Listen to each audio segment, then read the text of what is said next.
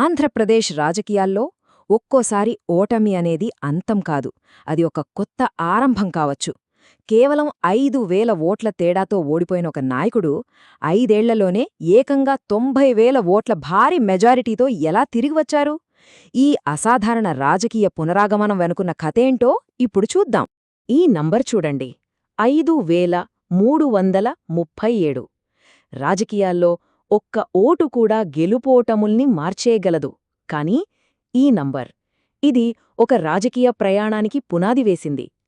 ఇది కేవలం ఓటమి తేడా కాదో, ఓ పెద్ద మార్పుకు నాంది పలికింది. సరిగ్గా 2019లో నారా లోకేష్ మంగళగిరి నియోజకవర్గం నుంచి పోటీ చేశారు. కాని కేవలం 5,337 ఓట్ల తేడాతో ఓడిపోయారు. ఇది చాలా చిన్న తేడా, కాని ఈ ఓటమి ఆయన రాజకీయ భవిష్యత్తుపై పెద్ద ప్రభావమే చూపింది. అంతేకాదు, ఓ కొత్త వ్యూహానికి దారితీసింది. అయితే ఈ ఎన్నికల ఓటమికి ముందు ఆయన పొలిటికల్ జర్నీ ఎలా ఉంది?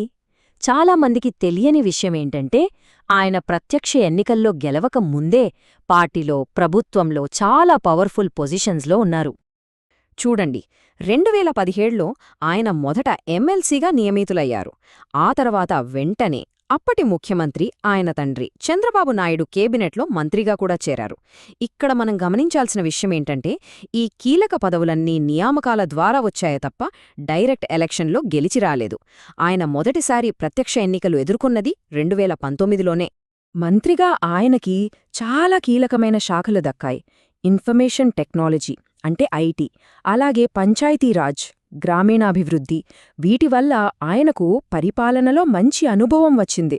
కాని అదే సమయంలో ఆయన ప్రజలకు అందుబాటులో ఉండరని, క్షేత్రస్థాయిలో సంబంధాలు లేవని ఒక విమర్శ కూడా ఉండేది. ప్రభుత్వ బాధ్యతలతో పాటు ఆయన తెలుగుదేశం పార్టీలో కూడా చాలా యాక్టివ్గా ఉండేవారు.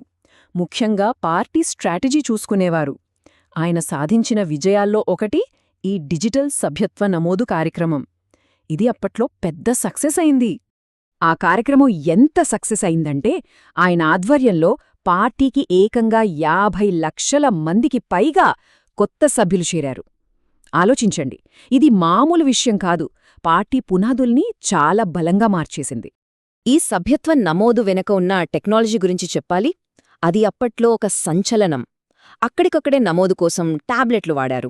ప్రోగ్రెస్ ట్రాక్ చేయడానికి live data feeds, real time dashboards, ఇలాంటివి ఒక రాజకీయ పార్టీ వాడటం దేశంలోనే అది మొదటిసారి. చాలా ఇన్నోవేటివ్ అప్రోచ్ అన్నమాట. సరే, 2019 ఓటమి తర్వాత ఏం జరిగింది? ఓటమికి ఆయన ఎలా స్పందించారు?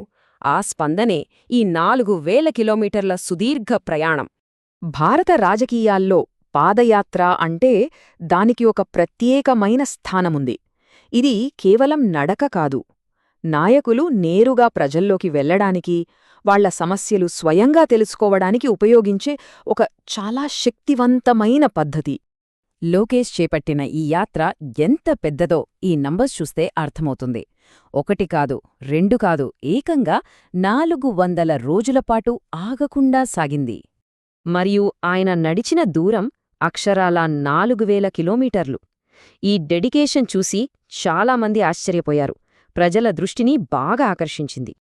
ఈ యాత్రకి యువగళం అని పేరు పెట్టారు. ఆ పేర్లోనే ఉంది, దీని ముఖ్య ఉద్దేశ్యం రాష్ట్రంలోని యువతతో కనెక్ట్ అవ్వడం. ఇది చాలా క్లియర్ పొలిటికల్ గోల్తో చేసిన ప్రయత్నం. ఇప్పుడు మనం ఈ కథలో అత్యంత కీలకమైన భాగానికొచ్చాం. ఇంత కష్టపడి పాదయాత్ర చేసిన తరువాత 2024 ఎన్నికల ఫలితాలు ఎలా ఉన్నాయి? ఈ నెంబర్ చూడండి, 91,413. మనం మొదట్లో చూసిన 5,337 ఓట్ల ఓటమి ఎక్కడా? ఈ 91,413 ఓట్ల గెలుపెక్కడా? ఎంత తేడా కదా! ఇదే ఆయన గెలిచిన భారీ మెజారిటీ. ఈ బార్ చార్ట్ ఆ మార్పును మన కళ్లకు కట్టినట్టు చూపిస్తుంది. చూడండి, 2019లో అదే మంగళగిరిలో 5,337 ఓట్ల తేడాతో ఓటమి. 5 ఏళ్ల తర్వాత 2024లో ఏకంగా 91,413 ఓట్ల భారీ మెజారిటీ. క్షేత్రస్థాయిలో పడిన కష్టానికి ఫలితం దక్కిందని చెప్పడానికి ఇదే నిదర్శనం. ఇక్కడ మరో ముఖ్యమైన విషయముంది. ఈ గెలుపు కేవలం ఆయన వ్యక్తిగత విజయం మాత్రమే కాదు, ఏకంగా 39 ఏళ్ల తర్వాత తెలుగుదేశం పార్టీకి మంగళగిరిలో చారిత్రాత్మక విజయాన్ని అందించింది.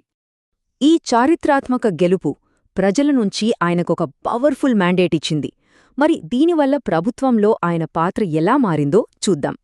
ప్రజలు నేరుగా ఎన్నుకున్న తర్వాత ప్రభుత్వంలో ఆయనకు చాలా కీలకమైన బాధ్యతలు అప్పగించారు. మానవ వనరుల అభివృద్ధి, IT, communications, real time governance ఇలాంటి ముఖ్యమైన శాఖలు ఇవ్వటం ఆయనపై ఉంచిన నమ్మకాన్ని చూపిస్తోంది.